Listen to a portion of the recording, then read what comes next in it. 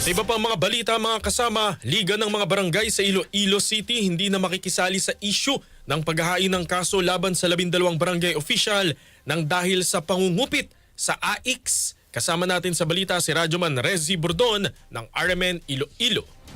Pinapaubayan na ng Iloilo City Liga ng mga barangay sa Department of Social Welfare and Development o DSWD at Office of the Ombudsman ang isinampang kaso laban sa 12 barangay officials na kabilang sa 14 na kawani ng gobyerno dahil sa di umano pagkukupit sa Assistance to Individuals in Crisis Situation o AIX ng ilang residente. Ayon kay ex-officio member Maria Irene Ong, wala siyang poder na magdisiplina sa mga ito. Sa kabila nito, nakahanda siyang sumunod sa kahit anumang desisyon ng dalawang ahensya. Naniniwala rin siya na may kaugnayan ito sa politika. Dagdag pa ni Ong, mas malait ito na isyo kung ihahambing sa flood control project sa lungsod. Itinuro rin ito ang opposition na si Iloilo City Lone District Congresswoman Julian Jamjam Baronda na siyang nasa likod nito at ang patunay nito ay ang privilege speech ng mambabata sa Kamara noong nakaraang linggo. Kasama mo sa DYRI, RMN Iloilo, Radyoman Rezi Danyoso Bordon, Tatak RMN. RMN Network News.